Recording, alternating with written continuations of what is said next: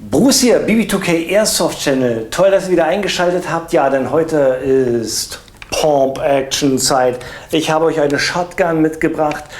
Keine x-beliebige M870 Shotgun. Heute habe ich euch was Modernes mitgebracht, und zwar eine Kel-Tec KSG. Und dieser Nachbau hier kommt von Tokyo Marui und das birgt schon mal für Qualität. Ich rede nicht so lange. Ich lade einmal durch und dann fangen wir mal an mit dem Review von diesem ultra geilen Teil.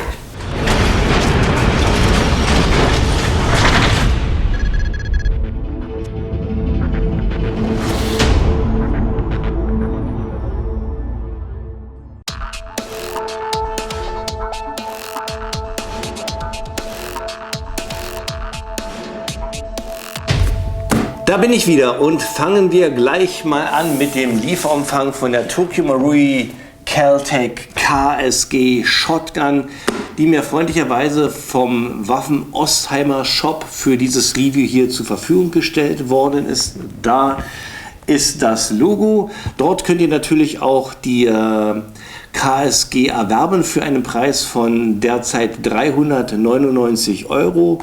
Die Links zu dieser Shotgun und zu dem Zubehör packe ich euch natürlich in die Videobeschreibung. Ich denke aber mal, jetzt starten wir endlich mal mit dem Lieferumfang. Die Kel-Tec KSG kommt in einer Marui-typisch stilvollen Verpackung mit einer wirklich tollen Illustration der Shotgun. Auch im Inneren wird das Auge hier Marui-typisch verwöhnt. Die Kel-Tec KSG sitzt präsentativ und fest im Inneren. Zum Lieferumfang gehört neben der Airsoft hier noch ein Magazin in Schrotpatronenform, ein Gastank, der sich hinter diesem Karton hier verbirgt. Dann haben wir noch einen kleinen Beutel BBs, ein Einstellwerkzeug für die Visierung und eine rote Laufsicherung, die sich hier in der Accessoire-Box befindet. Abgerundet wird das Ganze durch eine Originalanleitung von der KSG. Dann nochmal einer deutschen Anleitung, die Waffen Ostheimer für uns hergestellt hat. Und dann kommt die Airsoft hier noch mit ein paar Probezielscheiben und ein paar japanischen Hinweisen. Und zum Schluss haben wir hier noch einen Putzstock und eine Ladehilfe. Kommen wir zum Real Steel Part. Ja, und hier habe ich in meiner Hand wirklich ein respekteinflößendes und brachiales Shotgun-Monster, welches gegen den Strom der beliebten M870 Flinten schwimmt, und das absolut perfekt. Im Gegensatz zur klassischen M870 Flinte kommt die Kel-Tec KSG hier im modernen Bullpup-Design her, und das reduziert natürlich die Gesamtlänge der Shotgun ganz erheblich, ohne dabei, und das ist sehr wichtig, die Magazinkapazität auch zu reduzieren. Denn das Besondere an der Kel-Tec KSG ist das Doppelröhrenmagazin. Das kann man hier am besten sehen. Pro Rohr stehen hier 6 Schuss im Kaliber 12x70 zur Verfügung, sodass die Kel-Tec KSG hier eine Gesamtkapazität hat von 12 plus 1 im Lauf, also 13 Schuss, und das bei einer Gesamtlänge von nur 660 mm und einer Lauflänge von 470 mm bei einem Gewicht von 3,1 Kilo.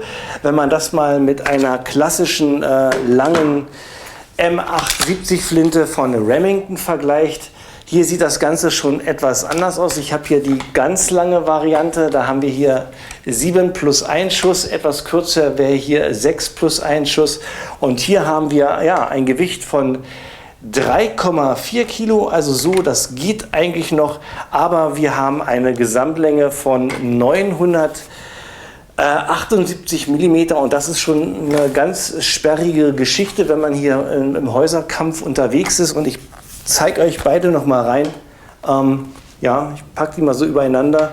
Hier kann man wirklich sehen, die ganze Geschichte ist hier bei der Kel-Tec KSG durchaus kürzer und kompakter und einfach moderner. Die Schrotpatronen werden bei der KSG hinter dem Griff hier unten in dieser Öffnung eingeführt, und zwar kann hier, wie gesagt, jedes Rohr mit 6 Schuss gefüttert werden. Und das Besondere hier bei der KSG ist, Dieser Wahlschalter hier befindet ja sich in der Mitte, wird abwechselnd immer eine Patrone aus dem jeweiligen Rohr in den Lauf geführt, und wenn man den Kippschalter zum Beispiel in diese Position setzt, werden nur Patronen aus der Seite zugeführt und in der anderen Seite natürlich nur auf diesem Rohr. Das hat den Vorteil, taktische Gründe. Wir können zum Beispiel ein Rohr nur mit Buckshot füllen und ein Rohr nur mit Schrot. Und so kann man je nach Situation hier mit dem Wahlschalter entscheiden, mit welcher Art von Munition man schießen möchte. Ihr seht also, die KSG ist ja eine wirklich technisch innovative Schrotflinte, die nicht nur modern aussieht, sondern auch Features bietet, die wirklich auch sehr interessant sind. Ja, und die Flinte ist wirklich noch sehr, sehr jung. Klar, sie kommt von der Firma Kel-Tec und ist erst seit 2011 zu haben und wird natürlich regelmäßig weiterentwickelt. Im behördlichen Einsatz findet man die Kel-Tec KSG noch sehr wenig. Ein paar Spezialeinheiten haben sie bereits im Einsatz.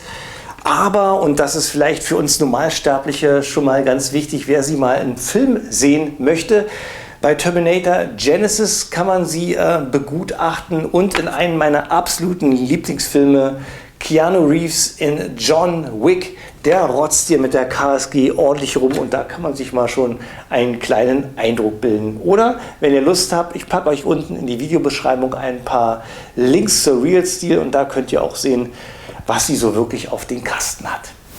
Bewundern wir aber jetzt endlich mal die Airsoft-Replik von Tokyo Marui. Das heißt, wir kommen jetzt zum Bodycheck. Ja, und fangen wir gleich mal an. Ich hatte sie ja auf Fotos und in Filmen gesehen und war von dieser brachialen und gewalttätigen Optik von dieser Airsoft, von dieser Waffe beeindruckt.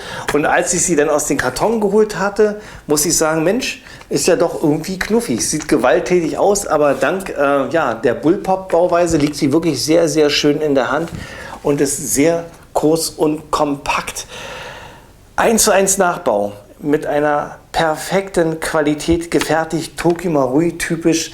Freut sich hier nicht nur der Sammler, wir haben hier alle Markings, dazu aber später, sondern auch der Spieler, denn hier haben wir wirklich ein innovatives, bekanntes System von Tokyo Marui, dazu auch später. Aber das Schönste bei dieser Kel-Tec KSG, und ihr merkt, ich fange ja jetzt schon an zu grinsen, obwohl ich es euch noch nicht gezeigt habe, ist das Nachladegeräusch. Hört es euch mal an. Oh, richtig schön. Musik, sage ich euch. Einfach ein Traum. Die Marui KSG kommt in Kunststoff-Metallbauweise daher. Von der Verarbeitung gibt es hier nichts groß zu meckern, abgesehen vom Pumpgriff. Der sitzt hier etwas locker für mein Gefühl, passen aber alle anderen Bauteile sehr genau und sind auch sehr qualitativ hochwertig aufgebaut. Man kann sagen, dass alles, was bei der echten aus Kunststoff ist, ist hier bei der Marui genauso. Aber es gibt hier auch ein paar Ausnahmen, die zeige ich euch dann aber im Detailpart. Der Kunststoff sitzt fest und stabil, nichts knarzt, wackeln. Wie gesagt, tut nur hier der Kunststoffgriff. Einzig der Griff, der hört sich etwas hohl an, aber das liegt auch daran, der Griff ist hohl, genauso wie beim Original. Bevor wir zum Chrono kommen, denke ich mal, fasse ich noch mal alle Daten für euch zusammen. Hersteller Tokyo Marui, Modellbezeichnung Kel-Tec KSG, haben wir eine Gesamtlänge von 660 mm, also genau wie das Original. Die 3 Inner Barrel haben eine Länge von 260 mm. Ein Gewicht haben wir hier von 2,5 Kilo. System Gas Non-Blowback, Kaliber 6 mm, Magazinkapazität 30 Schuss. Haben wir hier 2 Feuermodis, einmal 3 Bibis mit einem Schuss bzw. 6 Bibis mit einem Schuss, und das bei einer maximalen Energie von 300 FPS bzw. 0,8 Joule, und das messe ich für euch im Chrono nach, genau so. Ich schieße zunächst 6 Schuss im 3-Bibi-Modus und dann nochmal 6 Schuss im 6-Bibi-Modus.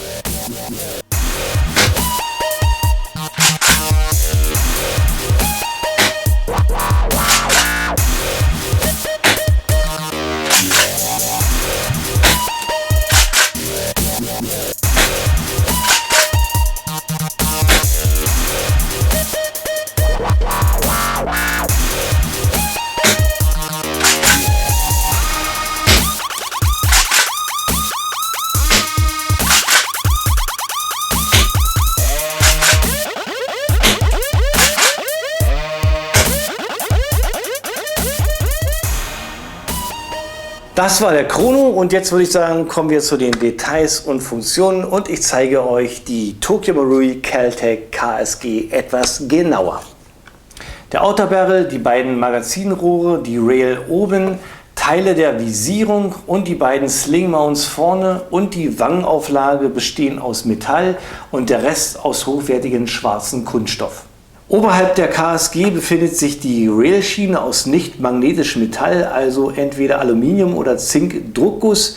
Vorne und hinten befindet sich ein Flip-Up-Visier aus Kunststoff bzw. aus Metall. Aus Metall bestehen hier nur das Korn bzw. die Kimme. Die vordere Visierung kann durch ein mitgeliefertes Werkzeug in der Höhe und das hintere durch ein Drehrädchen in der Seite verstellt werden. Im zugeklappten Modus sind ebenfalls hier Kimme und Korn zu sehen, aber aufgrund der niedrigen Ziellinie lässt sich das nicht mit dem Auge erreichen.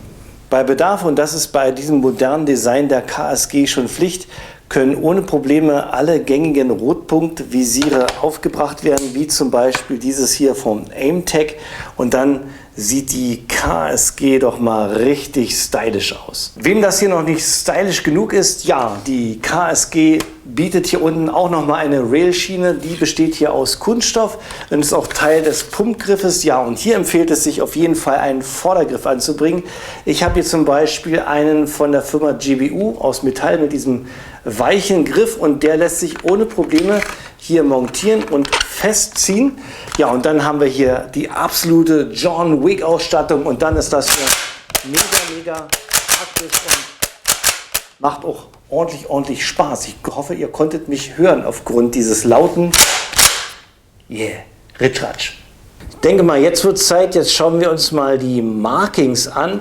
Und hier haben wir eine Mischung aus Original-Markings und Airsoft-Markings. Auf der Rail finden wir die Bezeichnung T20 bis T30. Auf der rechten Seite vom Schützen steht KSG und die Kaliberangabe 12. Zusätzlich Made in Japan und das F mit dem Importeur. Auf der linken Seite sehen wir Tokyo Marui, Cocoa Florida, USA und wieder KSG. Zum Abschluss kommt auf beiden Visierungen nochmal die Kennzeichnung TM Japan. Also von den Markings her nicht schlecht. Ihr wisst, ihr kennt mich, auf dieses Made in Japan und Tokyo Marui hätte ich natürlich gerne verzichtet. Aber ist nun leider mal Bestandteil, auch wie das F hier und das Importeurlogo. Aber das hat Waffen Ostheimer wirklich sehr dezent gemacht und fällt auch gar nicht auf. Dafür schon mal einen tierischen Pluspunkt. Ja, und ich zeige euch jetzt mal, wie diese KSG von Tokyo Marui überhaupt funktioniert.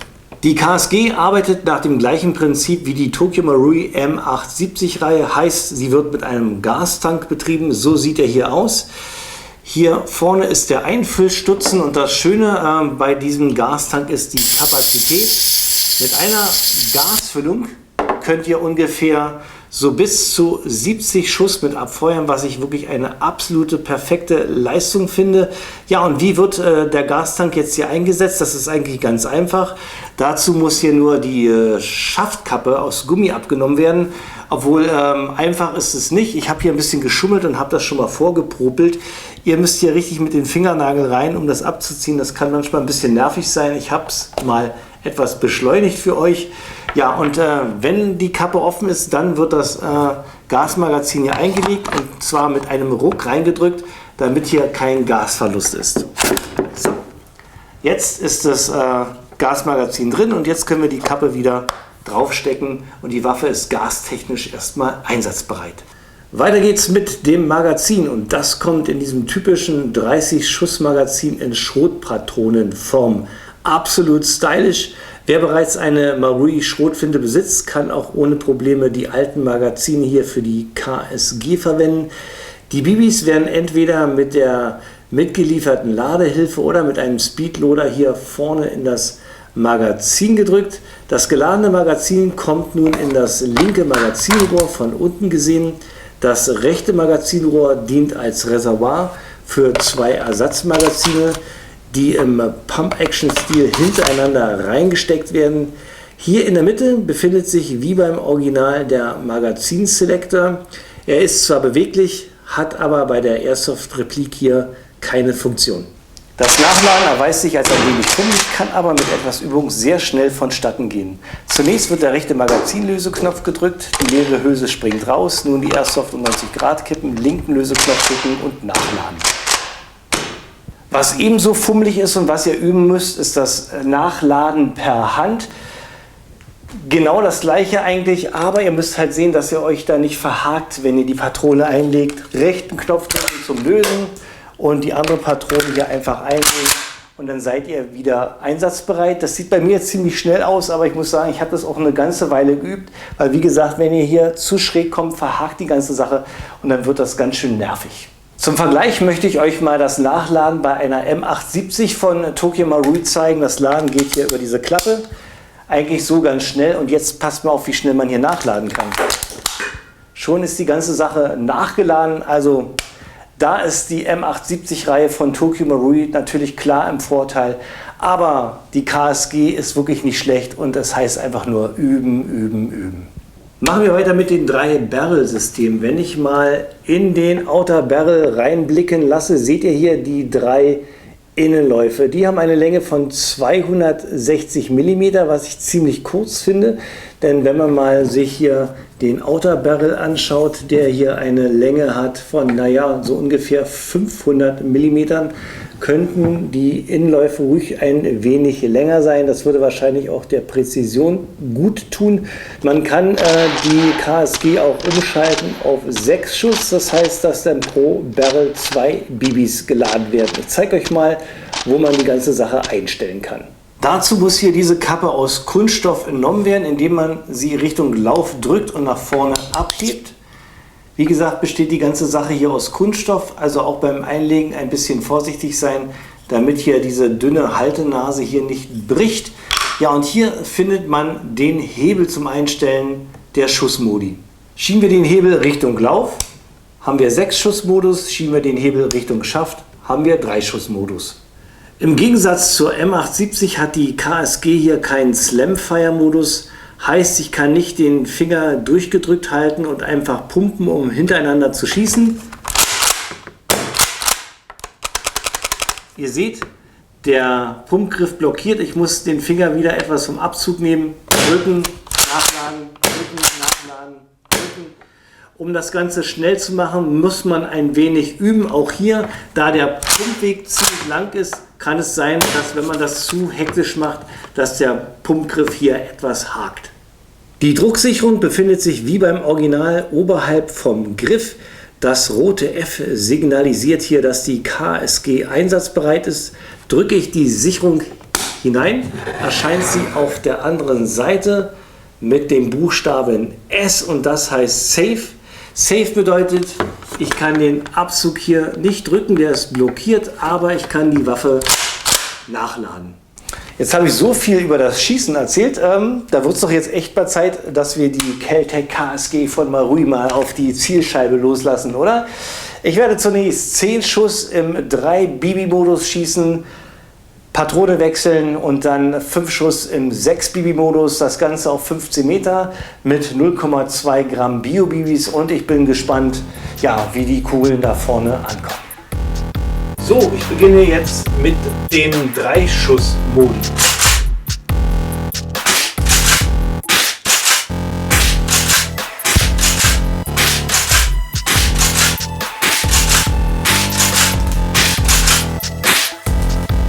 Das waren 10 Schuss.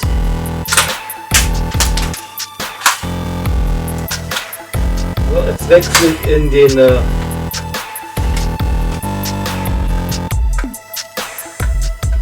in den 6-Schuss-Modus.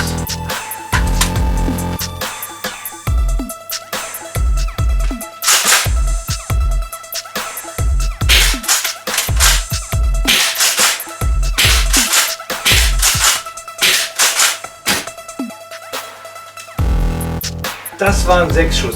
Und ich muss sagen, so wie ich das von Weitem sehen kann, ist jetzt mal alles auf die Scheibe gekommen. Ja, und sieht ordentlich zerstreut aus. Also ich bin begeistert. Und da sind wir bei den Pro und Kontras von der Kel-Tec KSG von Tokyo Marui angekommen. Und ich fange gleich mal an mit meinem ersten absoluten Lieblings-Pro-Punkt.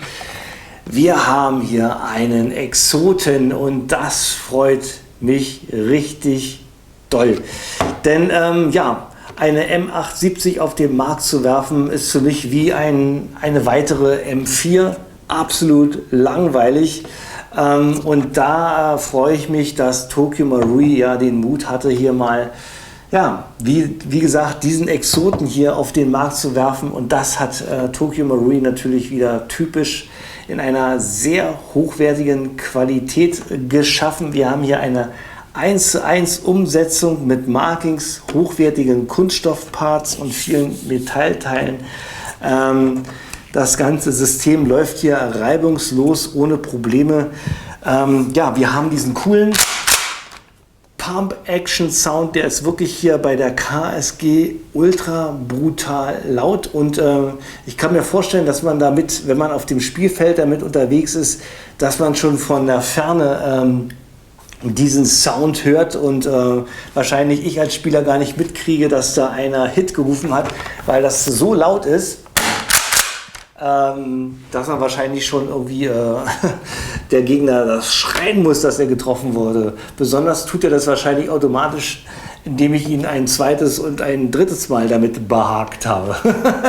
Okay, ja, apropos behaken, die Präzision war auf 15 Meter ordentlich, obwohl wir hier kein einstellbares Hop-Up haben, hat also Marui eigentlich ganz gut werkzeitig gelöst, da gibt es gar kein Problem. Wir haben als positives Merkmal die Marui Magazine mit 30 Schuss Kapazität, die sind in Schrotpatronenform und lassen sich halt easy überall als Reserve reinstecken, sind nicht schwer, kosten nicht die Welt, ganz hervorragend. Und Tokyo Marui hat das auch ganz gut hier realisiert mit dem Reservemagazin. Wir können auf der rechten Rohrseite zwei Magazine als Reserve hineinstecken. Auf der linken Seite haben wir dann das aktive Magazin und so kann man halt ganz schnell, wenn man ein bisschen übt, hier die Magazine wechseln. Wenn ich mir das vorstelle, bei der M870 musste man hier vorne das Magazinröhrchen aufdrehen, um da eine Reservepatrone reinzuführen.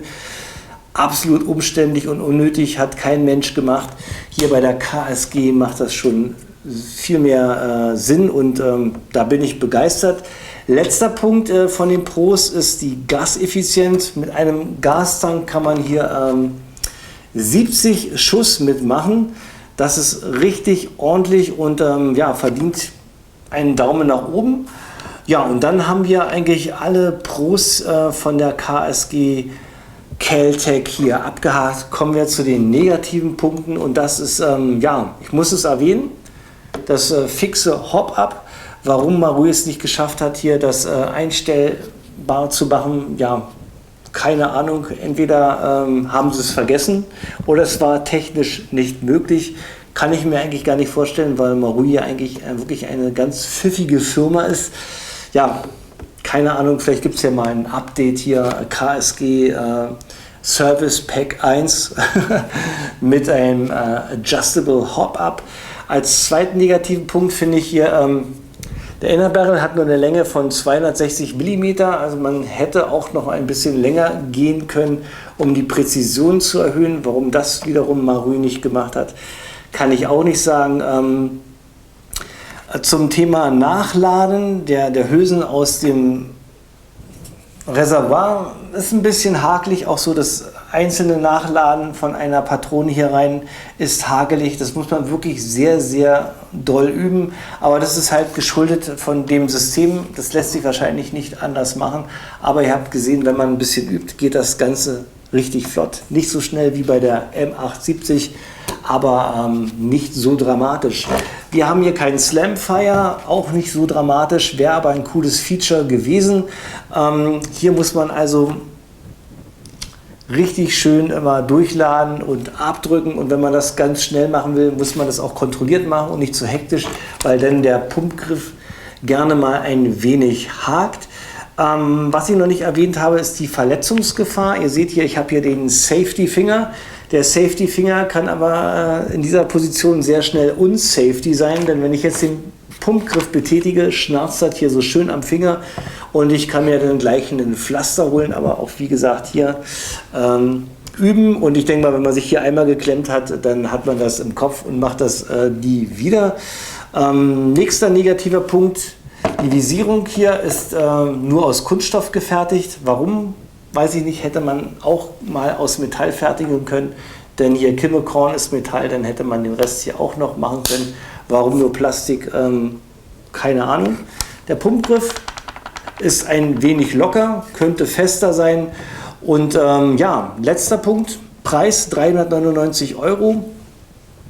Finde ich ist so Grenze, ist teuer, aber nicht dramatisch teuer. Wenn ich bedenke, dass ich hier eine Tokyo Marui Waffe in der Hand habe, passt es schon ganz gut und will ich nicht drüber meckern. Ihr habt auch gesehen, die Kontras sind nicht alle so dramatisch, weil im Endeffekt bin ich eigentlich begeistert von der KSG. Und ja, das ist jetzt der Schnitt. Ich komme jetzt zu dem Fazit und der Kaufempfehlung.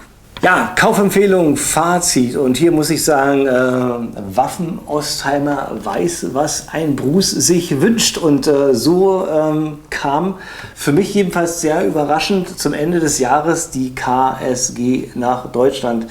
Hätte ich nicht gedacht, weil man ja schon wieder im Netz gebunkelt hatte wegen Wagenrecht und so. Keine Chance, dass das nach Deutschland kommt. Und ploppdiwop hatte Waffen-Ostheimer das Teil auf einmal im Shop und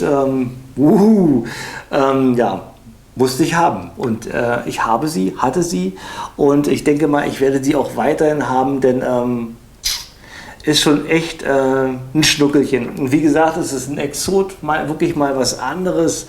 Keine x-beliebige M870.